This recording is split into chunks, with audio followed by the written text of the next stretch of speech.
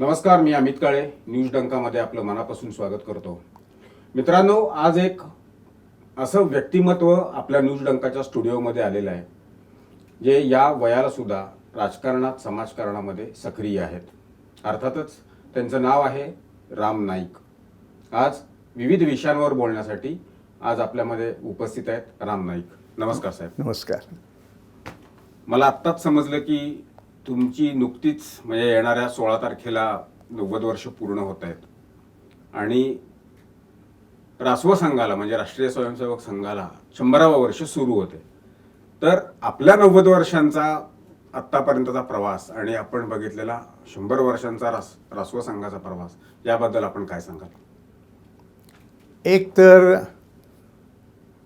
मी 90 वर्षाचा झालो आहे आणि मी यातनं काय काय प्रवास केलेला आहे हे सांगणं सोपं आहे. राष्ट्रीय स्वयंसेवक संघाचा आणि माझा जो संबंध आहे तो मी थोडक्यात सांगतो.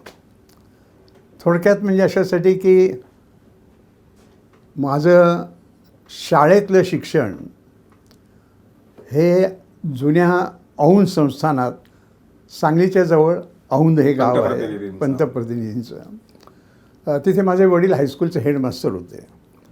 तिथे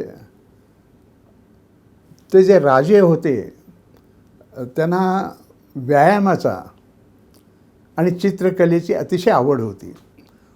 त्यामुळं आमच्या सगळ्या शाळेमध्ये, सगळ्या वर्गात हे 2 विषय कंपल्सरी असायचे. पण त्यातला व्यायामाच्या संबंधीचं तर सर्व विद्यार्थी एकत्र आणून रोज सकाळी 7 वाजता, शाळा आमची 7 ते 11 असायची, 25 नमस्कार घातले जायचे. सूर्यनमस्कार. आणि संध्याकाळी 3 ते 5 अशी दुपारची हे असायची आणि मग खेळायचं हे. आणि मग त्यानंतर राष्ट्रीय स्वयंसेवक संघाची शाखा. तर तुम्हीच कल्पना करा, 1लीपासून 11वीपर्यंत जर रोज 25 नमस्कार घातलेले आहेत, शाळेत असल्यामध्ये काही चुकवता नाही येत. बरोबर. आणि म्हणून स्वाभाविकपणानं या व्यायामाचा, खेळातला व्यायाम आणि संघावरचा व्यायाम आणि शिक्षण ह्याचं भाग्य मला लाभलं. माझे वडीलच त्या हायस्कूलमध्ये मुख्याध्यापक होते. इंग्रजांची सेवा करायची नाही, MABT होते त्या काळातले, म्हणून त्यांनी औंध संस्थानात शाळेत नोकरी. पण तो काळ स्वातंत्र्यपूर्व हो, म्हणूनच स्वातंत्र्यपूर्व काळात. तर त्यामुळं माझी प्रकृती आणि संघाचं जसं मी जसं पुढं जात होतो तसं 11वी झाल्यानंतर मी कॉलेजच्या शिक्षणासाठी पुण्याला आलो. पुणे म्हणजे संघाचं महत्त्वाचं केंद्र. आणि त्यात डेक्कन जिमखान्यावरच्या ज्या कॉलेज विभाग आहे त्या कॉलेज विभागातले सगळे कॉलेजचे तरुण वेगवेगळ्या शाखावरती, मी एका शाखेचा मुख्य शिक्षक होतो. आणि 4 वर्षात आमचं त्याला भाग कार्यवाह म्हणतात. तो भाग होता सगळ्या कॉलेजेसचा, म्हणून त्याला भाग कार्यवाह. तर पहिल्या वर्षी भाग कार्यवाह होते रामभाऊ म्हाळगी, की ज्यांचं नाव अतिशय चांगले संसदीय एवढंच नाहीत, अतिशय पर्टिक्युलरली काम करणारे. प्रश्नच नाही. त्यांनी पहिल्यांदाच हे सुरू केलं की निवडलेल्या व्यक्तीनं आपण होऊन लोकांना आपलं काम काय ते सांगितलं पाहिजे, रिपोर्ट प्रकाशित केला पाहिजे. तुमच्या विचाराचे नसलेले सुद्धा आज रामभाऊ म्हाळगींच्या बद्दल आदर ठेवून आहेत आणि त्यांच्याबद्दल आदर. तर हे पहिल्या वर्षी होते. दुसऱ्या वर्षी यशवंतराव केळकर म्हणून होते. तर यशवंतराव केळकर हे विद्यार्थी परिषदेचे संस्थापक. तर विद्यार्थी परिषद देशात कशी किती आपल्याला माहिती आहे, पण तेही संघाचे प्रचारक होते.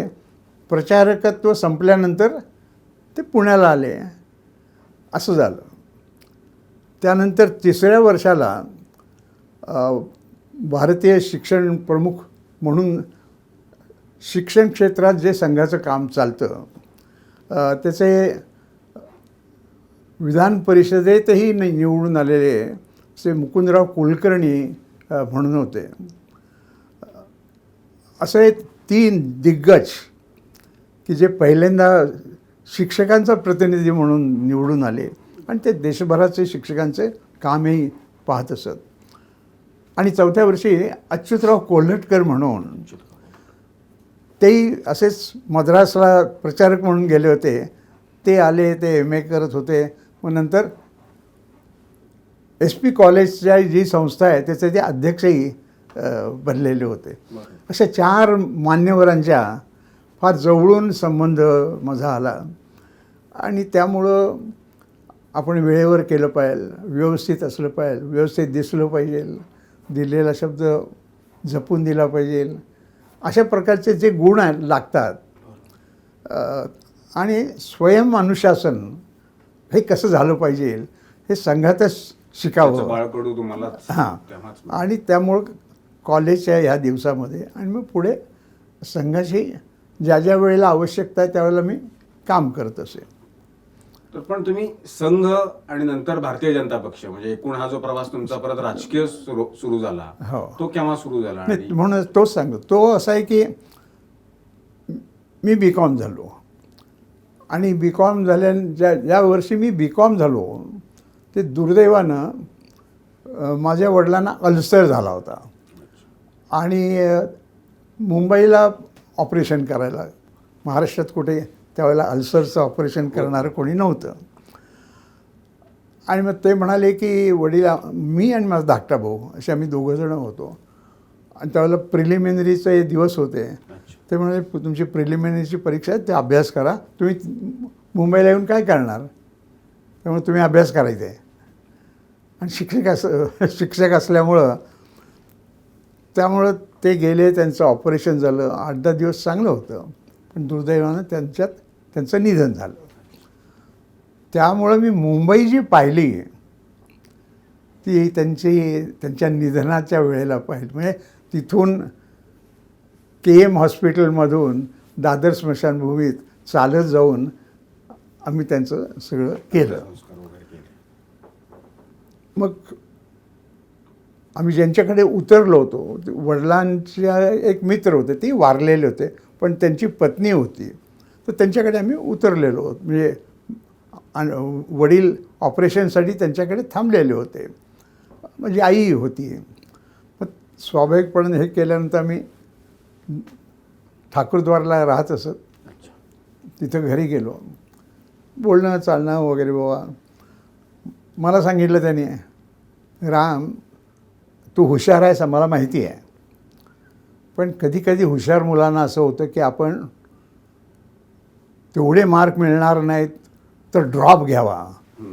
तर राम तू ड्रॉप नको घेऊस आणि तू पास हो आणि मुंबईला ये, कारण BComवाल्यांना पुण्यात नोकरी मिळणार नाही. पुण्यात कारखानदारी आहे कुठं, व्यापार तसा मोठा आहे कुठं. आणि म्हणून त्यांनी सांगितलं आणि तू ये इथं आमच्याकडे राहा, तुला नोकरी मिळेपर्यंत तू आमच्याकडे राहू शकतोस. ती मुभा तुम्हाला ही त्यांनी मुभा दिली. आणि मग त्याप्रमाणे मी आलो, नोकरी मिळाली अकाउंटंट जनरलच्या ऑफिसमध्ये, अप्पर डिव्हिजन क्लार्क म्हणून नोकरी मिळाली. आणि ती नोकरी केली मी 4-5 वर्ष. चांगलं चाललेलं होतं. त्या 4-5 वर्षामध्ये मी KCचं रात्रीचं कॉलेज होतं, लॉ कॉलेज, त्यामध्ये मी LLB झालो. आणि त्याच वेळेला संघाचा संबंध म्हणून मी सांगतोय, आता मला कुठेतरी जागा शोधली पाहिजे आणि मुंबईत जागा मिळणं हे अवघड. तर म्हणून चर्चगेट स्टेशनच्या जवळ एक ईश्वर भवन म्हणून मोठी इमारत आहे, तिथे संघाचं एक कार्यालय होतं आणि एकच खोली होती. आणि त्या खोलीला टॉयलेट आणि बाथरूम ह्या 2 गोष्टी नव्हत्या. अच्छा. तिथं दिवसभर संघाचंच एक विवेक म्हणून साप्ताहिक आहे, साप्ताहिक विवेक, हां. त्याचं जाहिरातीचं काम चालायचं, साप्ताहिक विवेकचं. संध्याकाळी रिकामं व्हायचं. त्यामुळं संध्याकाळ माझं सगळं आटपून यायला मला रात्रच व्हायची. कारण लॉ कॉलेज पूर्ण व्हायचं 8:30ला. मग तिथून मी विधानसभेच्या शेजारी स्क्वेअर मिल कॅन्टीन म्हणून एक चांगलं कॅन्टीन होतं, सरकारीच कॅन्टीन होतं.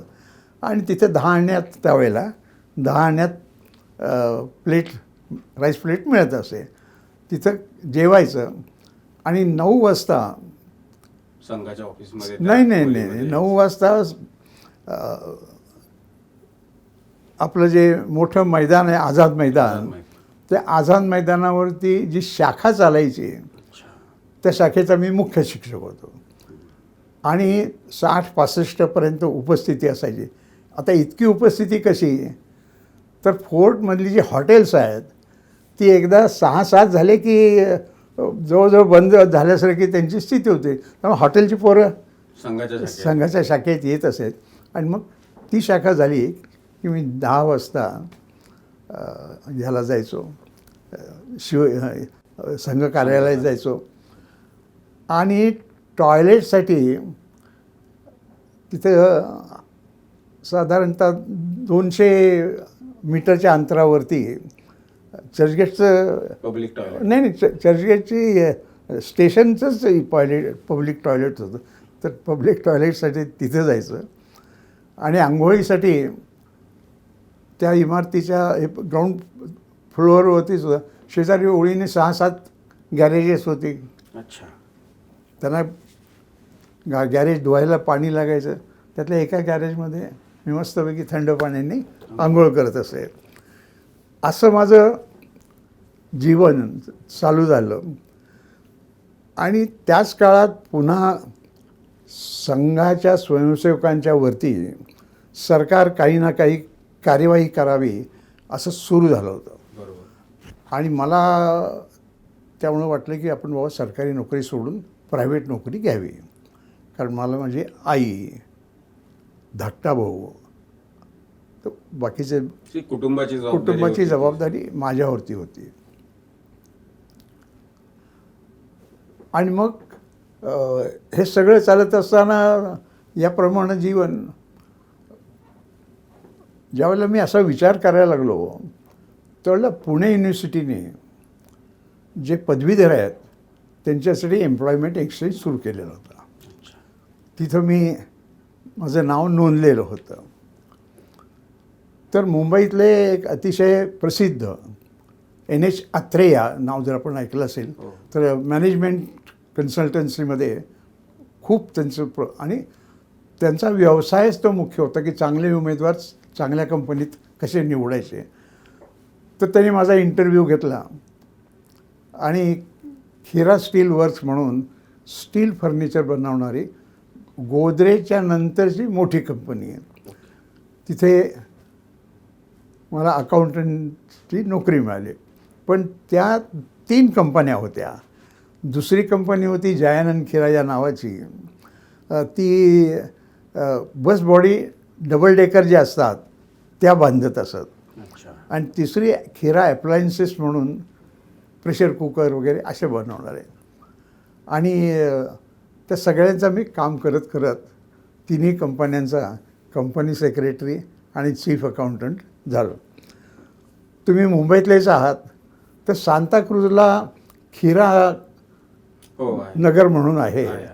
तर एवढी मोठी जी कॉलनी आहे ते नंतर ह्या कधी कधी जे चालतं त्यात ते इथून गुजरातला गेलेलं. तर 1800 कामगार तिथं होते. तर मी ते काम करत होतो. चांगल्या पद्धतीनं चाललं होतं. पण तुमचा भारतीय जनता पक्षाशी संबंध कधी ते तोच तर सांगणार. अगोदर हे आता इथून मी काम करत करत ह्या नोकरीतून मग सांताक्रूजच्या फॅक्टरीत माझी बदली झाली. आणि मग आता सांताक्रूजला काम करायचं तर काय, म्हणून मी गोरेगावला राहायला आलो अच्छा. आणि गोरेगावला जागा मिळाली तेव्हापासून मी गोरेगावातच 1960 गोरेगाव झाला तुम्ही. 1960पासून गोरेगाव. आणि तिथं मग जनसंघाचं काम संघाने मला सांगितलं तुम्ही जनसंघाचं काम करा. आणि म्हणून तिथं प्रोफेसर कानिटकर म्हणून होते, ते नगरसेवक होते. आणि तिथं त्यांच्याबरोबर काम सुरू केलं. अगदी ज्याला आपण म्हणू की सचिवाच्या लेवलचं असं काम मला दिलं. काम मला आवडायचं, काम मी करत असे. असं करत करत मी मुंबईचा एक चांगला कार्यकर्ता म्हणून माझं नावाज झालं. आणि त्यातनं मग असं झालं की 1968मध्ये पंडित दीनदयाळ उपाध्यायांची हत्या झाली रेल्वेमध्ये, जर बरोबर. आपल्याला माहिती हो, असेल ना. हां. बरोबर. तर मग त्यावेळेला 68 साली मग अध्यक्ष म्हणून निवड झाली अटल बिहारी वाजपेयींची, त्यांच्या पर्यायी. कारण ते केरळच्या अधिवेशनामध्ये पंडित दीनदयाळ उपाध्याय हे अध्यक्ष झाले होते. अच्छा. आणि मग 69 सालचं म्हणजे अटल बिहारी वाजपेयी अध्यक्ष झाल्याचं जे अधिवेशन झालं ते महाअधिवेशन म्हणून मुंबई झालं. क्रॉफर्ड मार्केट फार मोठा कार्यक्रम झाला. तर त्यावेळेला मला आमच्या नेत्यांनी सांगितलं की बाबा तुम्ही नोकरी सोडून जरा संघटनेचं काम कराल तर बरं होईल, आर्थिकदृष्ट्या तुमची काही अडचण होणार नाही वगैरे वगैरे. तो टर्निंग पॉईंट तुमच्या हां. आयुष्याला. तर ज्यावेळेला मी म्हटलं बाबा पत्नीशी चर्चा करायला पाहिजे ना. तर पत्नी म्हणाली की ते म्हणाले नाही आता रोज राम नाईक रामभाऊ रोज ते सकाळी 8 वाजता लोकल पकडून सांताक्रूज आपल्या ह्याला जातात. आमचं हेड ऑफिस जे होतं सुरुवातीला ते चौपाटीला होतं. अच्छा. चौपाटीचा जो ब्रिज आहे ना तिथं होतं. खिरा भवन म्हणून मोठी बिल्डिंग पण तिथे आहे. इतकं जातात आणि मग आता ते अकाउंटंट आहे त्यांना, त्यामुळे 6:30पर्यंत ऑफिस चालतं आणि तुम्हाला घरी यायला 8, 8:30 वाजतात. तर ते जर मोकळे झाले ह्याच्यातून तर ते घरीसुद्धा थोडा वेळ जास्त येऊ राहू शकतात. शकतील. आमच्या कामालाही फायदा होईल आणि तुम्हालाही बरं वाटेल. असं तुमच्या सौंना कन्व्हिन्स करण्यात तर आलं. हां नाही का तर ती माझी पत्नीच होती.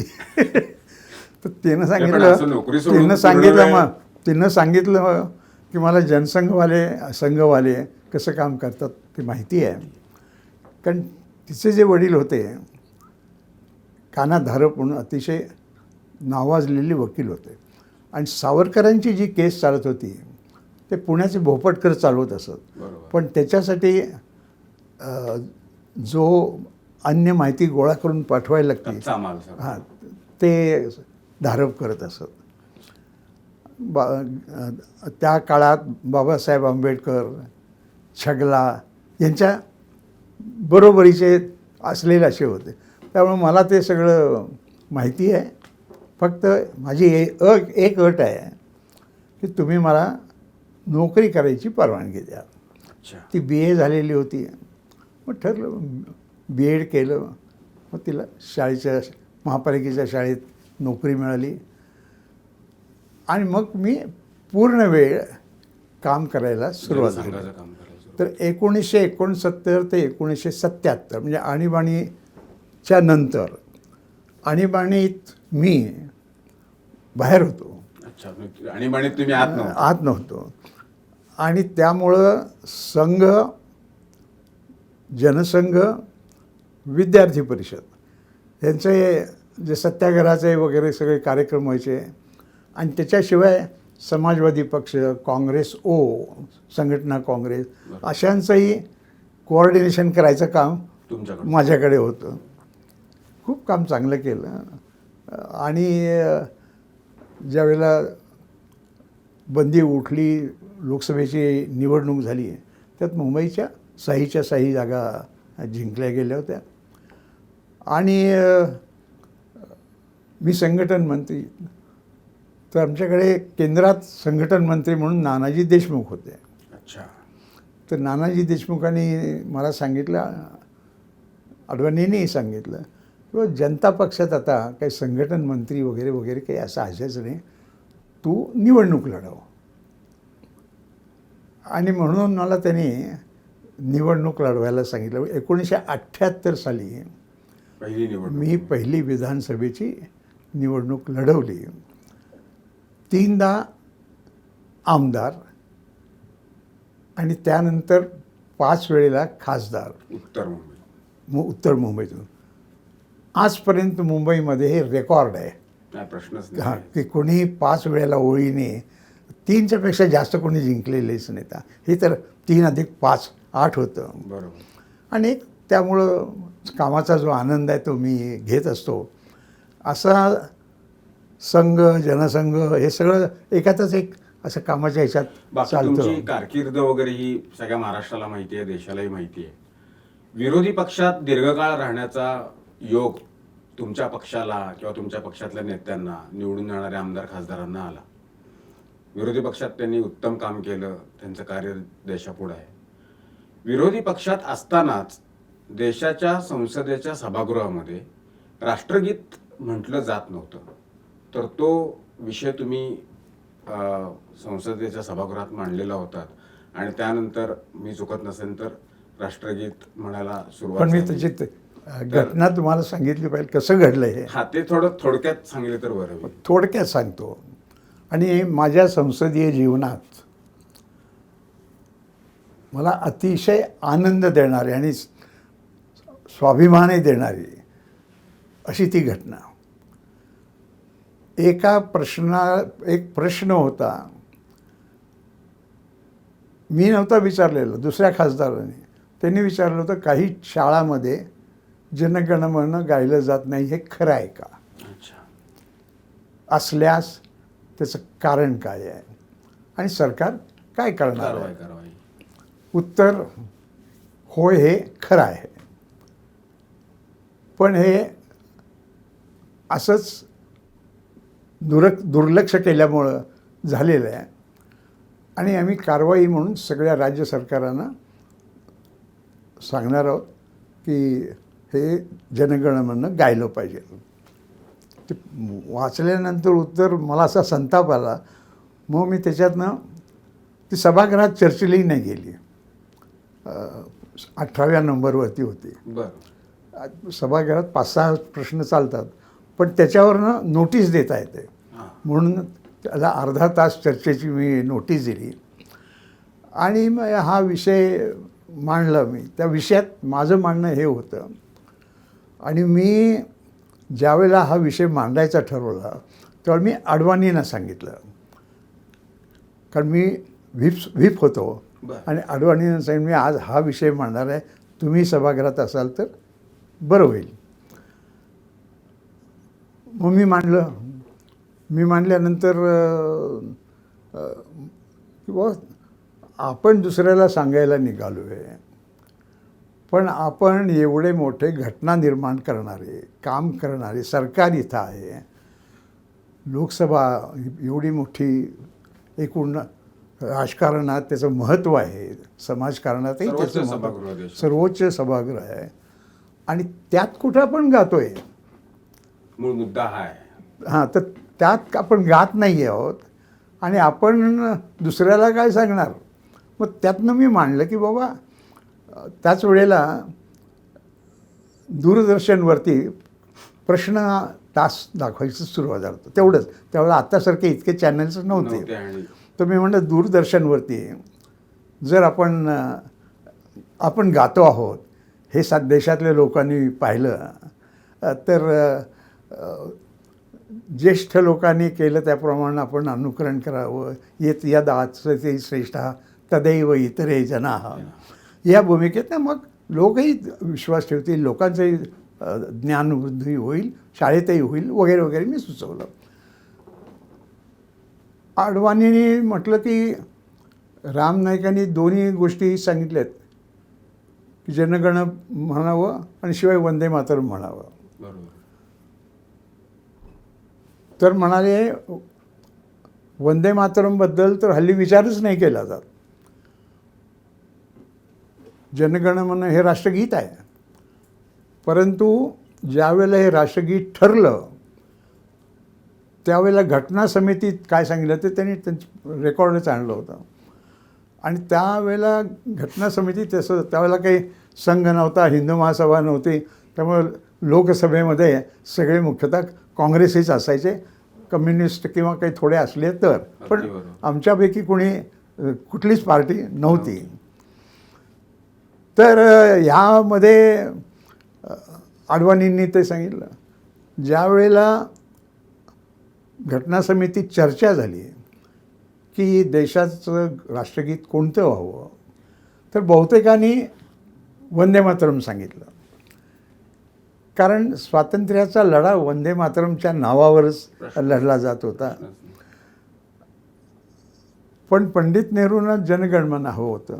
त्यांनी सांगितलं की ह्यांनी बनवलेलं गीत आहे आपले टागोरांनी बनवलेलं हे गीत आहे, तर हे स्वीकारावं. अध्यक्षाला सांभाळून घ्यावं लागतं, सरकारलाही. बरोबर. राजेंद्र प्रसाद त्यावेळेला अध्यक्ष होते. मग त्यांनी सांगितलं की प्रधानमंत्री असं सांगतायत, मग पंतप्रधान, म्हणून आपण ते स्वीकारूया, परंतु वंदे मातरमलाही तेच स्थान मिळेल तोच दर्जा. जे आपण राष्ट्रगीत म्हणून जनगणमनला देणार आहोत, असं त्यांनी रूल केलं. आणि त्यामुळं आम्ही हेही मांडलं त्या चर्चेमध्ये की वंदे मातरम पण गायलं पाहिजे आणि जनगणमन. जनगणमन पण. सगळं मंत्री विश्वासिंग म्हणून अतिशय हुशार मंत्री होते काँग्रेसमधले, आणि मध्य प्रदेशाचे ते पूर्वी मुख्यमंत्री होते. तर ते म्हणाले की साधारणतः चर्चेत जे आले ते आम्हाला मान्य आहे, पण अध्यक्ष महाराज, हा प्रश्न तुमच्यासाठी आहे, सभागृहात ते काय म्हणतायत, तर तुम्ही ठरवायचं आहे सभासदात गायचं की नाहीच आहे. अध्यक्षांचा असं निर्णय आहे. नाही, हे त्यांनी अध्यक्षांना सांगितलं. तेच म्हणजे तो हां, अध्यक्षांचा अध्यक्षांचा निर्णय. मग अध्यक्षांनी सगळ्या, एक तिथं कमिटी असते की ज्यात प्रत्येक छोटाही पक्ष असतात, सर्व पक्षांचे नेते असतात. त्यांच्यापुढे शिवराज पाटील त्यावेळेला लोकसभेचे अध्यक्ष होते, लातूरचे. त्यावेळेला त्यांनी सगळ्यांची अशी चर्चा घेतली आणि मग त्यात असं ठरलं, मान्य झालं की वंदे मातरम अगोदर म्हणावं. ते अधिवेशन सुरू होताना पहिल्या दिवशी वंदे मातरम आणि शेवटच्या दिवशी जनगणमन. पण त्या सभेला मुस्लिम लीगचे एकच सभासद होते, तुम्हाला नाव आठवत असेल तर बघा, मुंबईतलेच होते, आणि ते केरळमधून बनावतवाला. तर बनावतवालांनी तक्रार केली, मी नव्हतो त्या दिवशीच हा विषय कसा घेतला. मग पुन्हा मीटिंगमध्ये तेव्हापासून आहे तो हो, आजही चालूच आहे तो. आणि त्यामुळे त्यांनी असं केल्यामुळं मग पुन्हा मीटिंगमध्ये चर्चा होऊन मध्य अध्यक्षांचं कामच होतं. ते म्हणाले असं ठीक आहे, आपण असं करूया, वंदे मातरम सगळ्यात शेवटी ठेवूया आणि जनगणमन पहिल्यांदा ठेवूया. असं होऊन असा मध्यम मार्ग काढला. आणि ते 1992 साली पहिल्यांदा वंदे मातरम आणि जनगणमन लोकसभेत गायलं गेलं. 50ला पण राष्ट्रगीत ठरवलं. 42 तासानंतर, वर्षानंतर ते गीत. आणि त्यामुळं माझ्या आयुष्यात मला सगळ्यात ज्याच्याबद्दल अभिमान वाटतो तो हा विषय आहे. किंवा मी विरोधी पक्षात असताना हे मी करून, विरोधी पक्षात तर आणखीन मी बऱ्याच गोष्टी केल्या. मुंबईचं नाव तुम्हाला माहिती आहे, पहिल्यांदा तुम्हीच मुंबई. हो, पण ते कसं आणि मुंबईला ते कसं केलं हे महत्त्वाचं थोडक्यातच सांगतो मी. प्रत्येक गोष्ट थोडक्यातच सांगतो. पण कुठल्याही संसदीय ग्रहामध्ये अशी पद्धत असते की तुम्ही जे बोलता ते दुसऱ्या दिवशी तुमच्या घरी टाईप करून येतं. बरोबर. आणि ते बरोबर आहे का नाही ते दुरुस्त करून तुम्ही परत पाठवून द्यायचं असतं. मी शपथविधी घेतलं आणि त्यानंतर माझ्या घरी कागद आला, राम नायक, नावातच त्यांनी चूक केली, उत्तर बंबई. मी अध्यक्षांच्याकडे गेलो, म्हणजे 4 शब्दामध्ये 2 चुका आहेत. म्हणलं मी नायक नाही आहे, नाईक आहे. हां म्हणलं ठीक आहे, हे दुरुस्त करतो. दुसरं काय म्हणलं, मी माझ्या गावाचं नाव बंबई नाही आहे. ते म्हणाले आम्हीसुद्धा बंबई म्हणतो, बॉम्बे म्हणतो. म्हणलं तुम्ही म्हणत असाल, पण म्हणलं तर तुम्ही एवढे अध्यक्ष आहात, मी विचारतो की व्याकरणातला नियम तुम्हाला माहिती असेल की विशेष नामाचं भाषांतर होत नाही. तर माझ्या गावचं नाव जर मुंबई आहे आणि ते मुंबादेवी मुळं पडलेलं आहे, तर हे बरोबर नाही. अध्यक्षांनी सांगितलं हे प्रकरण सरकारकडे गेलं पाहिजे, कारण हा तसा दृष्टीने एक महत्त्वाचा विषय आहे. मग हे 89 साली मी त्याचा पाठपुरावा करत होतो. ते 1995ला हे म्हणजे 6 वर्षानंतर ते मान्य झालं की बॉम्बेच्या ऐवजी मुंबई. एक आनंद, स्वाभिमान. ते झालं रे झालं की बंगलोरचं बंगळुरू झालं, बरोबर, मद्रासचं चेन्नई झालं, त्रिवेंद्रमचं तिरुवनंतपुरम झालं, कलकत्त्याचं कोलकाता झालं. आणि त्यामुळे आणि मी ज्यावेळेला उत्तर प्रदेशात राज्यपाल म्हणून होतो, त्यावेळेला इलाहाबादचं मी प्रयागराज केलं आणि फैजाबादचं अयोध्या केलं. त्यामुळं हे जनमानसाचं लक्ष म्हणजे फैजाबादचं अयोध्या करताना एक अतिशय महत्त्वाचा मुद्दा निघाला होता की नुसतं सरकारी बोर्ड लावणं वगैरे नाही चालायचं, तर जमिनीचे जे रेकॉर्ड्स असतात त्यातही फैजाबादच असतं, तर तेही दुरुस्त केलं पाहिजे. हां, नाहीतर असं झालं असतं की फैजाबादच्या भूमीवरती राम मंदिर. तेही मी योग्य पद्धतीनं करून घेतलं.